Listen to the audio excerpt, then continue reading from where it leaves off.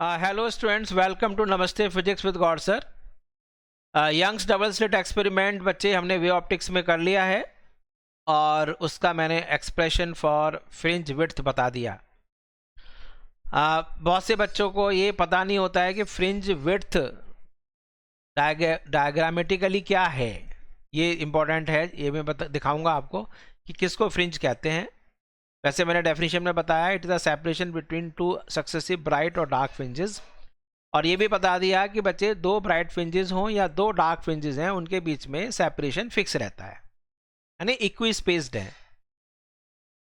तो जो बच्चे आज ही अभी ज्वाइन कर रहे हैं उनके लिए बता दें कि वेव ऑप्टिक्स का एक पूरा प्लेलिस्ट है। अब तक जो पढ़ाया उसका एक प्लेलिस्ट में आप सारे प्ले कर सकते हैं वीडियोस। इससे पहले रे ऑप्टिक्स की पूरी प्लेलिस्ट है, ऑप्टिकल इंस्ट्रूमेंट की पूरी प्लेलिस्ट है।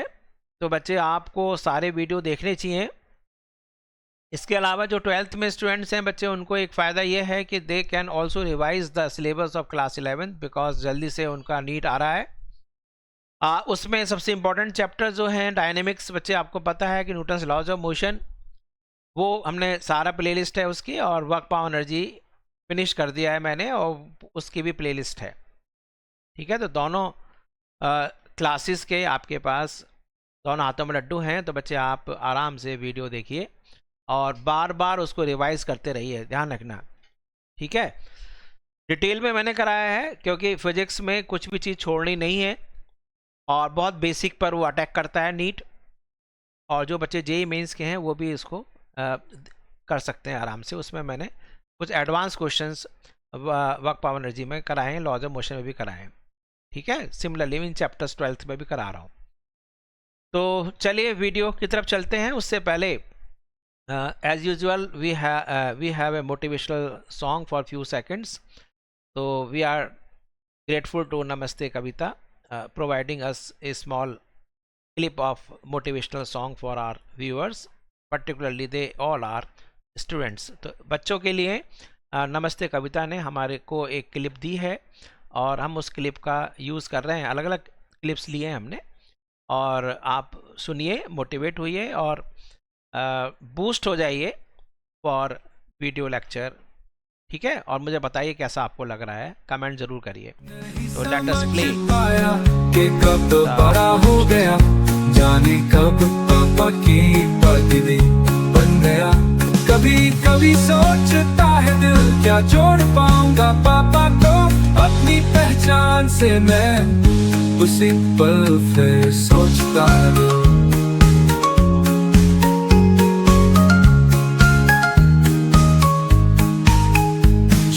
मैं जिन कंधों पर नहीं झुकने दूंगा, उन्हें जहां मैं फिर भी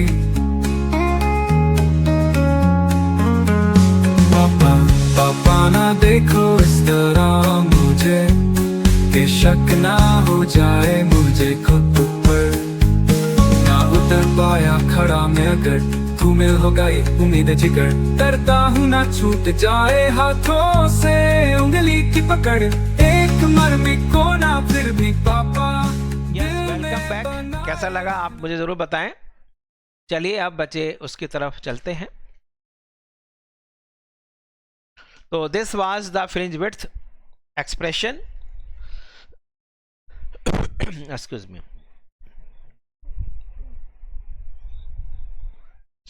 तो ये सब मैंने आपको करा दिया है बच्चे, देख लो। अब आगे बच्चे एक चीज़ जो मैं बताना चाह रहा था वो है कि स्क्रीन पर ये है क्या भला, जरा देखो, जरा एक बार ध्यान से देखना।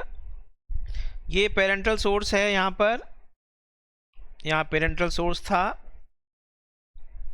यानी कि मोनोक्रोमेटिक सोर्स पेरेंटल। उसके बाद ये हो गया आपके पास middle line. Then we have, एक मिनट,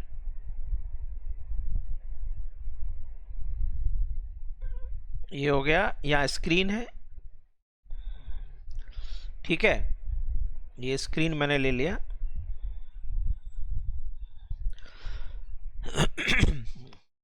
ये बच्चे आपके पास पेरेंटल सोर्स मोनोक्रोमेटिक, ये दो आपके पास कोहेरेंट सोर्सेज बन गए, और ये बच्चे हो गया मिड पॉइंट स्क्रीन का। ये स्क्रीन है। मैंने आपको दिखाया था, एक मिनट, स्क्रीन की स्पेलिंग क्या लिख रहा हूं मैं, SCREEN, एक्सक्यूज मी। यहां पर बच्चे सेंटर पर आपके पास बनती है ब्राइट, ठीक है, ब्राइट फ्रिंज बनती है, ठीक है, सेंट्रल ब्राइट फ्रिंज। उसके बाद बच्चे डार्क फ्रिंज आती है, फिर ब्राइट फ्रिंज आती है, ऐसे तो होता है, फिर डार्क फ्रिंज आती है। तो यदि मैं ब्राइट को बच्चे ऐसे व्हाइट पैच से दिखाऊं,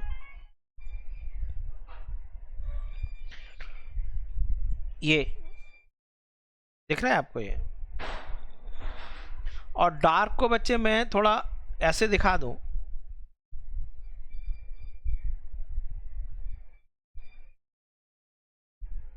ये डार्क, फिर डार्क, दिख रहा है आपको, समझ में आया नहीं? डायग्राम बच्चे इमेजिन नहीं होता है बच्चों को, इसलिए परेशानी है। फॉर्मूले से कुछ नहीं बनने वाला बच्चे, आपका उसका माइंड में तो ट्रांसलेट हो, माइंड में ट्रांसलेट होना चाहिए बच्चे। क्या, किसको मैं कह रहा हूँ ब्राइट, किसको मैं कह रहा हूँ डार्क, एक्चुअली में ये ब्राइट एंड डार्क पैचेस हैं। ये जो है बच्चे, this is actually the central bright fringe.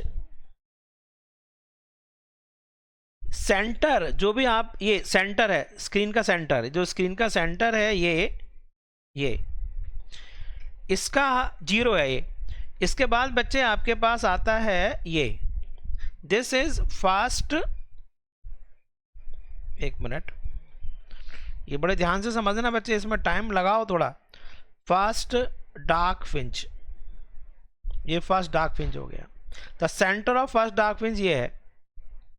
Then we have first bright fringe, this is first bright fringe. ये बच्चे सेंटर ब्राइट फ्रिंज है, इसका नंबर 0 है। देन वी हैव, इसका फिर सेंटर देखो, देन वी हैव, देखो सेंट्रल ब्राइट फ्रिंज हो गया, देन फर्स्ट डार्क फ्रिंज हो गया, फर्स्ट ब्राइट फ्रिंज हो गया, then we have second dark fringe. इस तरह से ऑल्टरनेट ऊपर देखो, ऐसे नीचे भी, तो यहां भी this is again first dark fringe. तो फर्स्ट बच्चे ऊपर भी है नीचे भी है। Then this is first bright fringe. तो ध्यान रखना, जो फर्स्ट है ऊपर नीचे दोनों है, सेकंड भी ऊपर नीचे है। ये थोड़े परेशान, देखो बच्चे ध्यान से समझना, ये जो है आपके पास, this is second dark fringe. तो ये जो पैचेस आ रहे हैं इनको फ्रिंजेस कहते हैं।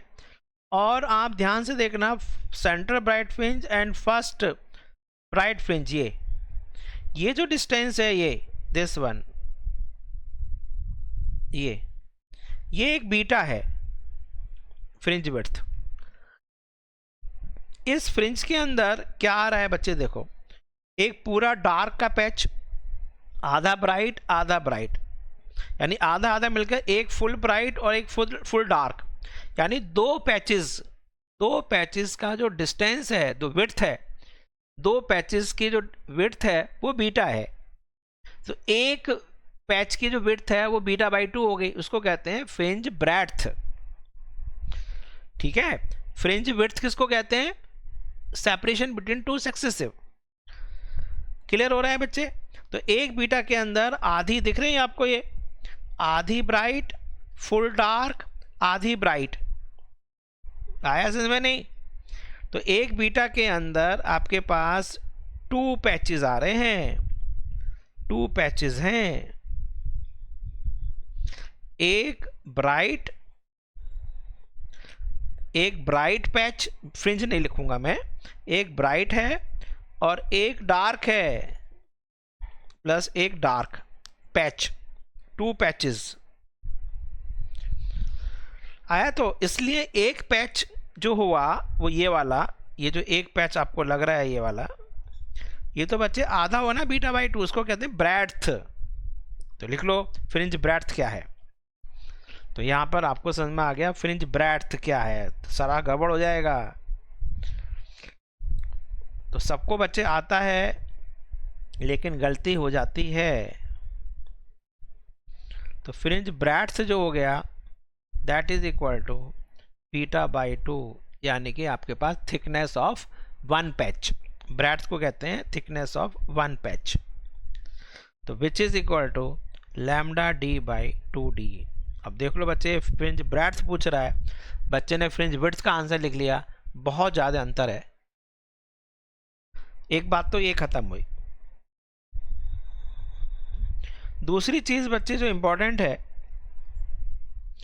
वो है फ्रिंज जो हमने बताई है आपको, वो लीनियर है, लीनियर साइज। तो लीनियर फ्रिंज विड्थ मैंने बताई आपको,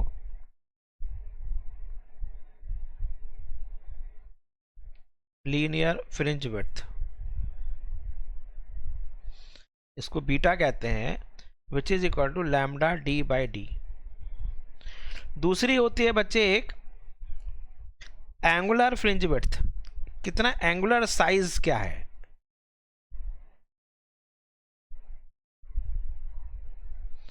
एंगुलर फ्रिंज विड्थ, तो उसमें क्या होगा जरा पीछे देखो कि बच्चे ये जो आपके पास दिख रहा है सेंटर से, मैं इसको दिखाने की कोशिश करूं आपको, यहां से यदि दिख जाए सेंटर से, ये आप मान लो, ये देखो, एक मिनट थोड़ा,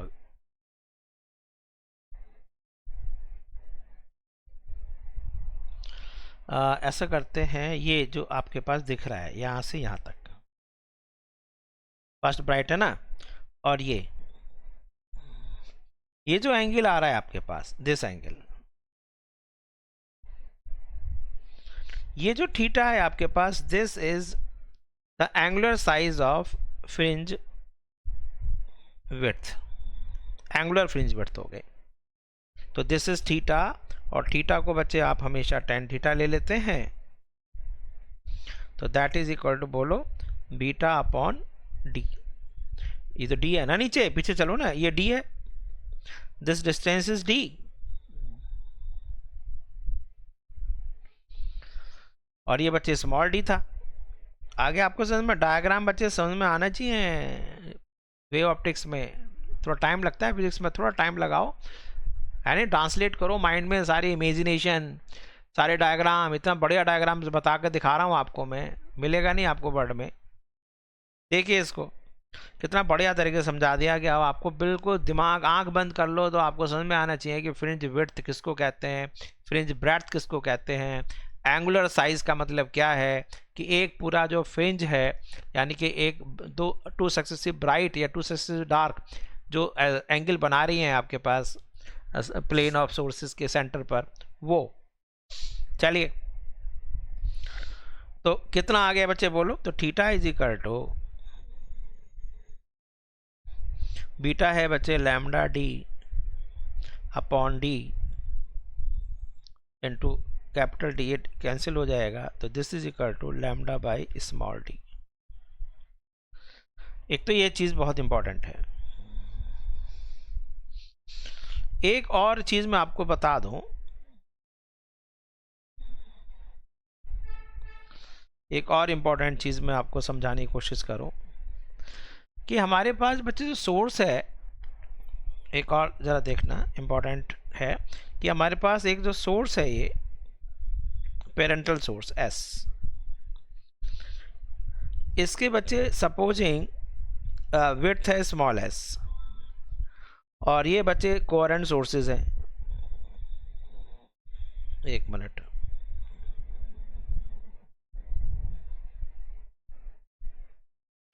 अब ये जो कोहेरेंट सोर्सेज हैं, यहाँ पर बच्चे इनके प्लेन पर ये कुछ एंगल बना रहा होगा। ये आपके पास डिस्टेंस है सपोजिंग कैपिटल एस, तो ये जो एंगल बन रहा है, ये एंगल थीटा डैश मान लेते हैं, this angle is equal to small S upon capital S. अब हमारे पास बच्चे ध्यान रखना कि ऐसा होना चाहिए कि जो सोर्स का जो साइज है, ये मोनोक्रोमेटिक सोर्स का साइज है, ये आपका छोटा होना चाहिए, पॉइंट सोर्स होना चाहिए, अदरवाइज यदि बड़ा सोर्स है तो इसके जो डिफरेंट पोर्शंस हैं बच्चे वो भी इंटरफियर करेंगे। तो कंडीशन इंटरफेरेंस के लिए ये है कि ये जो एंगल बना रहा है ये, this should be less than, यानी less than this angular width, ये आपको ध्यान रखना चाहिए। This is the condition for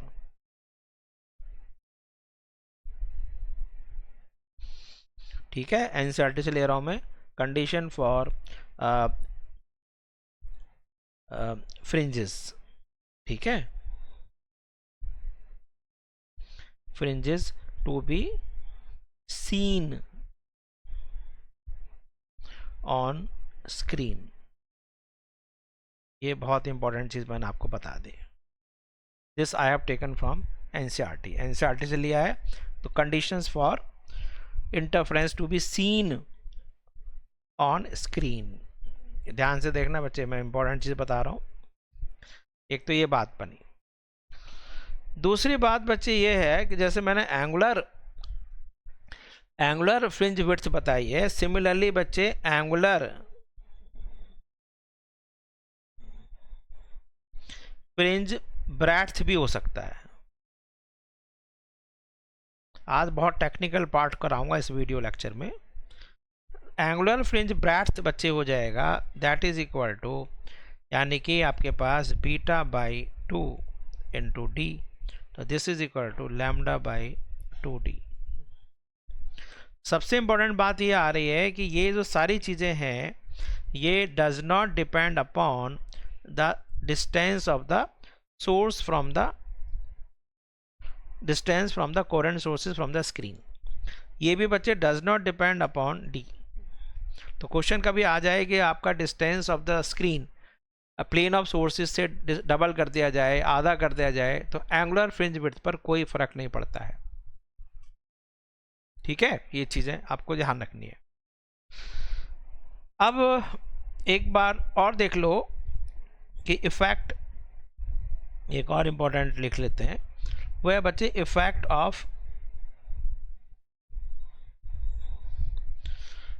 of medium.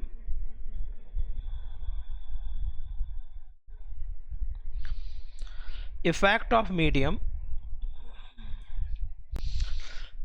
का इफेक्ट,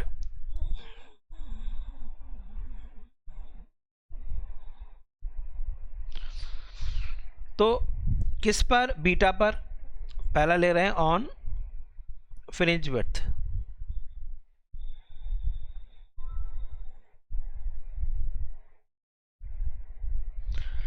तो आप देखिए बच्चे, बीटा जो है हवा में हम बात करें, beta in air is equal to lambda into D by small d.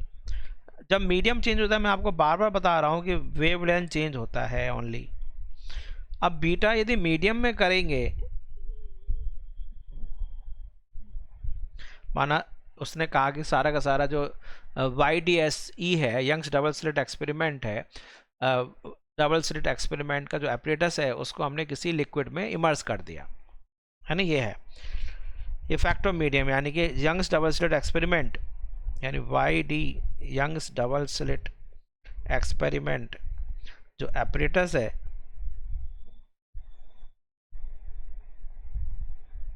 Is immersed in या डिप्ड इन मीडियम, ये बात कहने की है। इन्हें मीडियम, उसकी हम बात कर रहे हैं। ये समझ में आ गया। अब बीटा इन मीडियम की हम जब बात करेंगे बच्चे, तो केवल लैम्डा जो है वो मीडियम में आ जाएगा। वेवलेंथ आपको पता है कि मीडियम के हिसाब से चेंज होती है, ये चीज़ थोड़ा चेंज होगा, ये तो एपरेटस का डायमेंशंस है। तो beta medium upon beta in air is equal to lambda in medium divided by lambda in air. तो ये क्या आ गया बच्चे, तो beta in medium upon beta in air is equal to lambda in air upon lambda in medium, ऐसे लिख दें।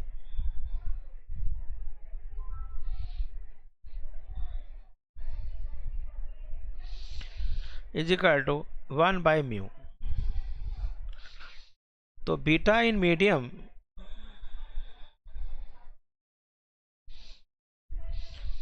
Beta in air upon mu.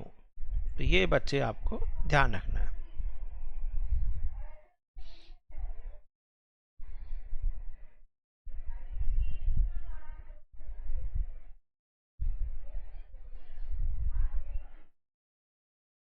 आगे आपको समझ में, beta in air upon mu. Similarly, यानी कि अब आपके पास क्वेश्चंस में एक दो करा दूंगा अभी। Similarly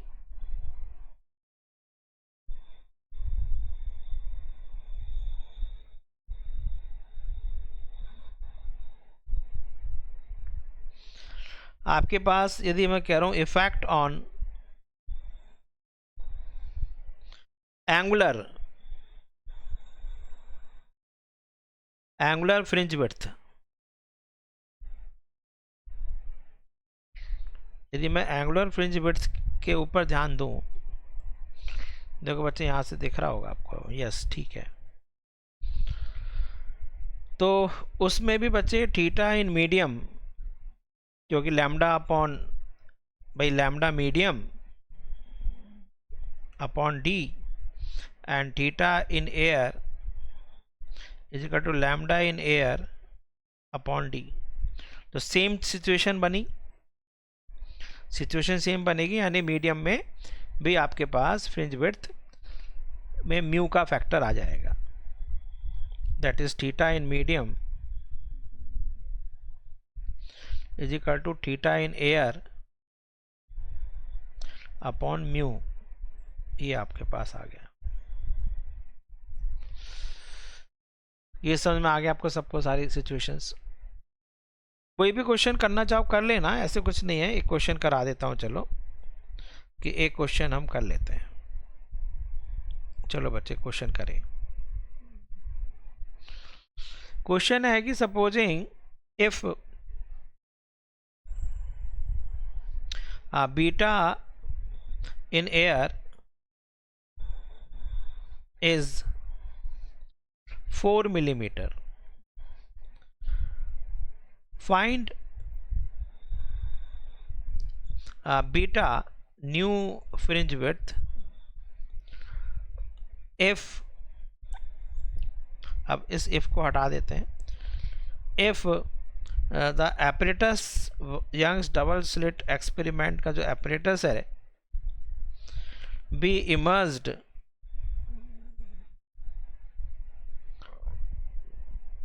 in water of mu is equal to 4/3। बड़ा आसान सा हो गया। तो इसका मतलब आपके पास बीटा पानी में आएंगे, तो beta in water is equal to beta in air upon mu of water with respect to, बच्चे देखना ये विद रिस्पेक्ट टू एयर है। हाँ, तो ये कितना आ गया, तो that is equal to 4 millimetre, तो ये हो गया अपॉन वाटर का रिफ्रैक्टिव इंडेक्स 4/3 है, तो आंसर आ गया बच्चे 3 मिलीमीटर। एक तो ये मैंने आपको क्वेश्चन कराया, ठीक है। अब आपके पास कुछ चीजें और देखिए, कुछ इंपॉर्टेंट क्वेश्चंस करा रहा हूं बच्चे आज मैं, थोड़ा सा इंपॉर्टेंट क्वेश्चन देख लो कि हमारे पास बच्चे पता कैसे पड़ेगा कि सेंट्रल ब्राइट फ्रिंज कैसे निकालेंगे, हाउ टू, ये क्वेश्चन ये आता है, how to identify central bright fringe.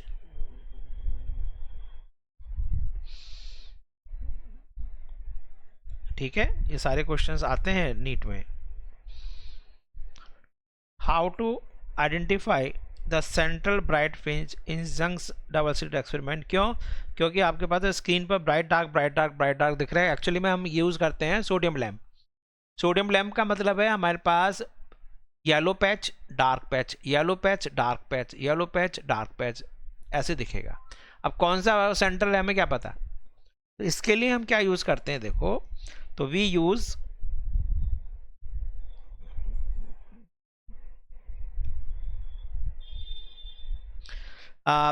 Mercury lamp यानी वाइट सोर्स।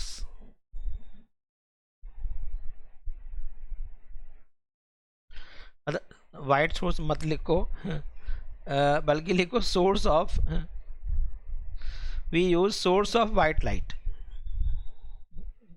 वाइट मत बोलो, सोर्स ऑफ वाइट लाइट।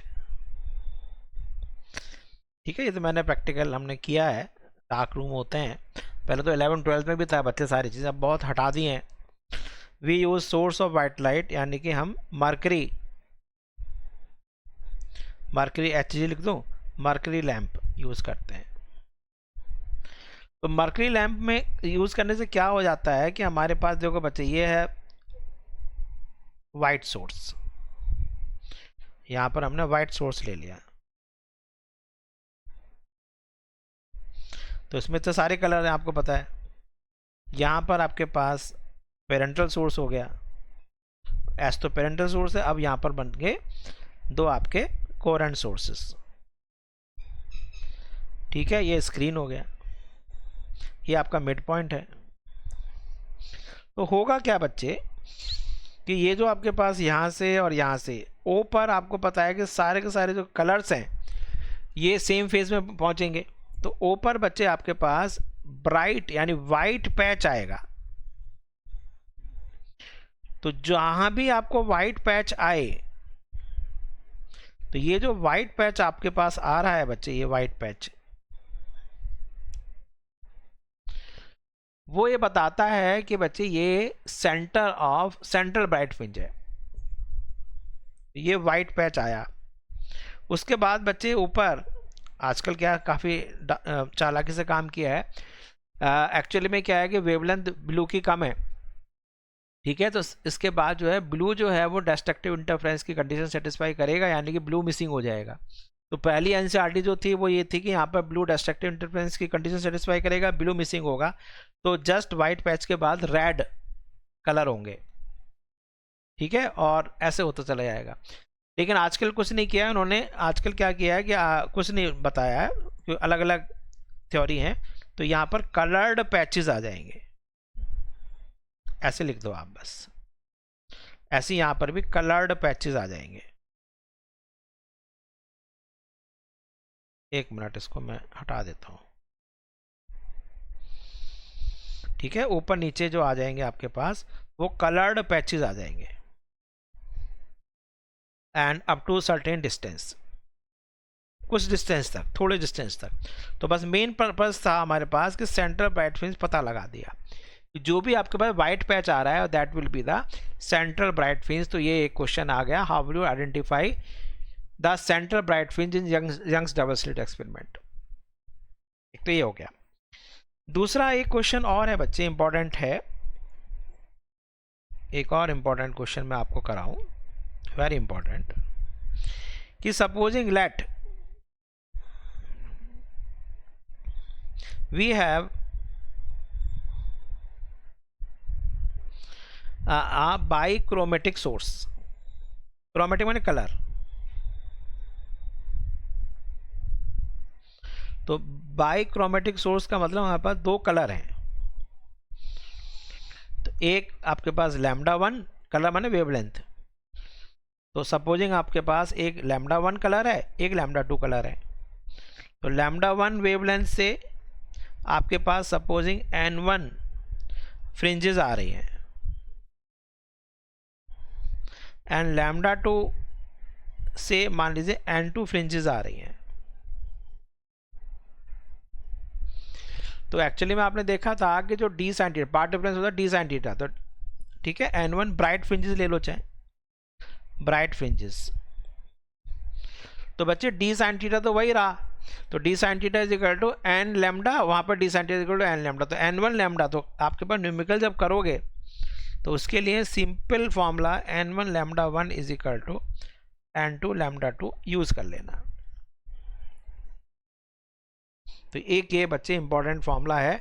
यदि हमारे पास बाइक्रोमेटिक सोर्स है तो number of fringes wavelength lambda one use कर रहे हैं तो इतना आ रहा है, लैम्डा टू यूज़ कर रहे हैं तो इतना आ रहा है, तो आपके पास N one lambda one is equal to N two lambda two से क्वेश्चंस करेंगे। इसी में बच्चे बाइक्रोमेटिक के अंदर ही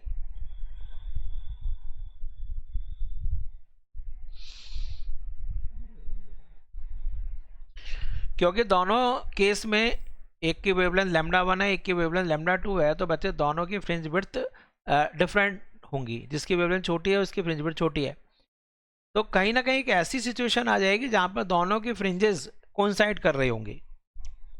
तो क्वेश्चन आ सकता है बाइक्रोमेटिक में, बहुत ये आ चुका है, ध्यान रखना। The position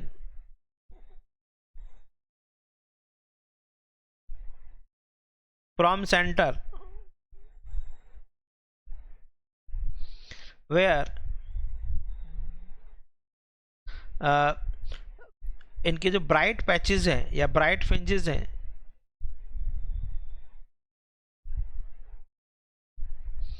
bright fringes coincide. अब इसमें थोड़ा सा ध्यान रखना कि पहली बार ही नहीं, कई बार ये कोइंसाइड करेंगे। बात समझ में आ रही है? देखो जरा, ये स्क्रीन है,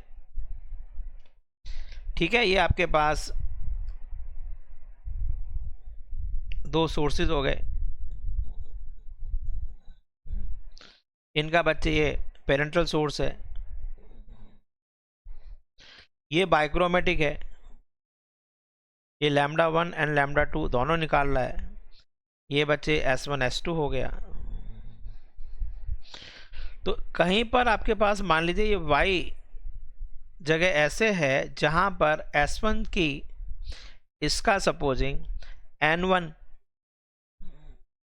ब्राइट फ्रिंज और S2 का supposing N2 bright fringe coincide कर रहा है। तो बच्चे Y तो सेम ही है, तो इसका मतलब क्या हुआ कि Y is equal to N1 bright का क्या N1 into lambda one D by d is equal to N2 into lambda two into D by d. बात वही बनेगी। तो पहले आपको देखना पड़ेगा कि N1 lambda one is equal to N2 lambda two, यानी N1 upon N2 is equal to lambda two upon lambda one. तो इसमें चेक कर लेना है, जैसे मैं आपको क्वेश्चन कर रहा हूं लो क्वेश्चन देखो, इस सपोजिंग आपके पास जो बाइक्रोमेटिक है उसमें एक 600 एंगस्ट्रॉम है और एक आपके पास ये लैम्डा वन है, और दूसरा आपके पास है सपोजिंग 6000 एंगस्ट्रॉम और 8000 एंगस्ट्रॉम है, ठीक है। कैपिटल डी की वैल्यू सपोजिंग 1 मीटर है, स्मॉल डी की वैल्यू सपोजिंग 0.1 मिलीमीटर है। तो where will their bright fringes coincide? ये बच्चे बहुत बढ़िया क्वेश्चन करा रहा हूं आपको, 5 स्टार क्वेश्चन है। तो आपके पास सबसे पहले क्या कर लिया आपने कि N1 lambda one is equal to N2, माने वो पोजीशन माना Y है, तो N1 upon N2 is equal to lambda two upon lambda one. Lambda two आपके पास 8000 अपॉन 6000 दैट इज 4/3। आपको समझ में आ रहा है? जिसकी वेवलेंथ बच्चे ज़्यादा है उसका नंबर ऑफ ब्राइट फ्रिंज वो आपका कम भी तो होगा, क्योंकि ब्रॉड भी तो है वो। तो इसका मतलब पहले वाले का 4th और दूसरे वाले का 3rd, पहले वाले का 4th दूसरे वाले का 3rd, या बच्चे डबल कर दो, पहले वाले की 8th और दूसरे वाले की 6th, तो आगे से मैं नहीं, तो fourth bright fringe of lambda 1, ये देखो कुछ नहीं करना आपको, coincides with third bright fringe, बहुत क्वालिटी का चीज करा रहा हूं आपको। दूसरी बार बोलो, डबल कर दो। अरे बच्चे 4/3 का मतलब है 8/6, 2 से मल्टीप्लाई करने पर, 3 से मल्टीप्लाई करो यानी 12/9 आएगा बच्चे, वही फ्रैक्शन तो वही रहेगा 4/3। तो दूसरा क्या है आपके पास, 8th bright fringe of lambda 1 coincides with, बच्चे दिमाग की बत्ती एकदम खोल देगा, coincides with 6th bright fringe of lambda 2 and so on. ये नहीं कि एक जगह ही होगा ऐसे। तो now you are master in wave optics के interference, Young's double slit experiment के क्वेश्चंस करने में आप सुपर एक्सपर्ट हो गए हैं बच्चे, टेंशन ना करो, बिल्कुल सीधा सीधा है तरीका। अब पोजीशन पूछे तो आप किसी से कर लो, तो यदि y पूछ रहा है तो y is equal to n lambda d/d। अब आपने 1 का ले लिया तो n1 लैम्डा 1 d ले लेते हैं। n1 कितना है इसका, 4th है, तो 4 into lambda 6000 angstrom, 6000 angstrom into 10⁻⁻10 into d बचे 1 upon small d is equal to 0.1 into 10⁻³ इतने मीटर आ जाएगा। तो आप इससे y की वैल्यू निकाल सकते हैं। तो 4 इंटू 6 इंटू 10 कितना आ गया, 1 2 3 3 -7 और ये बच्चे है 10⁻⁻4, तो ऊपर चला जाएगा तो 24 इंटू 10⁻³ मीटर। तो आंसर आ रहा है बच्चे कितना, 24 मिलीमीटर आ गया नहीं।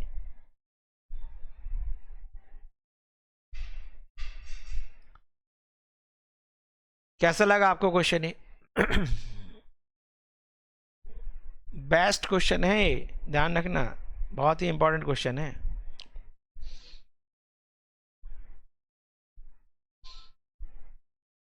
ठीक है, तो इस तरह से आपके क्वेश्चंस बनते हैं, बहुत बढ़िया बढ़िया क्वेश्चंस हम कर सकते हैं। और कभी कभी क्वेश्चन आता है कि पोजीशन पूछ ले कभी, कि भाई आपको वेवलेंथ दे रखी होगी, पूछ लेगा separation between the third bright fringe and second dark fringe, तो उसके लिए कैसे क्वेश्चन करेंगे। एक और क्वेश्चन ले लो, चलो एक और क्वेश्चन ले लेते हैं कि आपके पास कैपिटल डी दे रखा है बच्चे 1 millimetre, sorry capital D is 1 metre and small d is equal to supposing 1 millimetre. Wavelength जो मोनोक्रोमेटिक सोर्स की यूज़ कर रहे हैं वो सपोजिंग है आपके पास 5000 एंगस्ट्रॉम। ठीक है, तो वो पूछ रहा है find distance between third dark fringe and 5th bright fringe. तो आप ऐसा कर लो कि डायरेक्ट फॉर्मूला यूज़ कर लो बच्चे। डार्क के लिए y nth मैक्सिमा का फॉर्मूला है बच्चे lambda d/d into n, and dark के लिए nth मिनिमा, ये बच्चे मैक्स है। तो ये बच्चे गड़बड़ मत कर देना, ये ऑड है, 2n-1 इंटू लैम्डा d/2d। आपको दिख रहा है मैं बार बार चीख चीख के बोल रहा हूँ भैया 2n-1 लिखना, तभी n इज इक्वल टू 1 2 3 हो जाएगा। तो अब आप मुझे बताओ कि 5th ब्राइट फ्रिंज में n की जगह 5 रखेंगे तो आंसर जो आएगा, सेपरेशन जो आएगा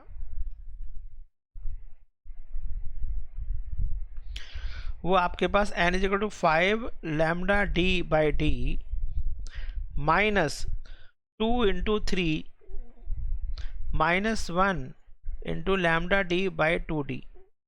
तो इससे हम कर सकते हैं नहीं, लैम्डा d/d कॉमन ले लेते हैं, बचे आ गया 5 माइनस 2 से 6 माइनस 1 5, 5/2, तो आंसर बच्चे कितना आ रहा है 5/2, 5 लैम्डा डी बाई 2d।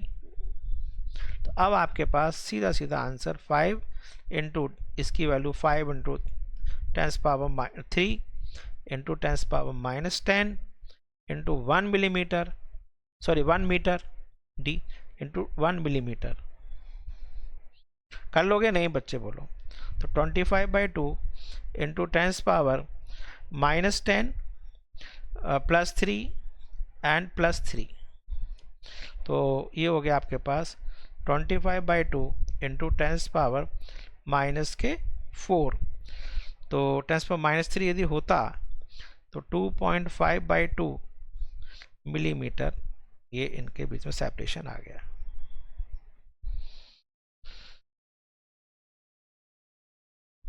तो यंग्स डबल स्लिट एक्सपेरिमेंट का तो देखा बच्चे, हमने क्वेश्चंस आपको कुछ करा दिए हैं। तो अब मुझे बताइए कमेंट्स में कि आपको कंफर्टेबल महसूस हो रहा है वेव ऑप्टिक्स के अंदर या नहीं। अभी तक पूरा डिटेल में बता दिया है, कहीं भी क्वेश्चन कोई नहीं अटकेगा, ये गारंटी है। काफ़ी खतरनाक क्वेश्चन होते हैं कि बाइक्रोमेटिक लगा दिया कि उसका पहली बार उसकी कौन सी, दूसरी बार उसकी कौन सी फ्रिंज, उसकी कौन सी फ्रिंज। यहाँ फंसेंगे बच्चों को। पहली बार तो आता है, दूसरी बार है भैया रेशो लगा दो ना। यदि आपके पास 4/3 आ रहा है तो ऊपर 8 नीचे 6, उसके बाद फिर 3 से मल्टीप्लाई कर 12 और 9, 4 से मल्टीप्लाई कर 16/18, ऐसे होता चला जाएगा। इस तरह से क्वेश्चंस आप करो। λ1 वेवलेंथ है तो माना कितनी फ्रिंजेस आ रही हैं, λ2 वेवलेंथ है तो कितनी फ्रिंजेस आ रही हैं। ये है बच्चे, थोड़े से क्वेश्चंस अगली बार और करेंगे, बड़ी हो जाएगी, क्योंकि जो मैंने यंग्स डबल स्लिट एक्सपेरिमेंट है वो काफ़ी हो गया था, अबाउट 1 आवर का है। तो इसमें भी टाइम ज़्यादा ना हो जाए, तो इसको एक बार रिवाइज करो। दोनों को बच्चे ध्यान से करना। एक और यंग डबल स्लिट एक्सपेरिमेंट का मैं करूँगा, उसके बाद फिर डिफ्रैक्शन की तरफ चलेंगे। ठीक है, तो keep revising and keep connected. I and the meeting now.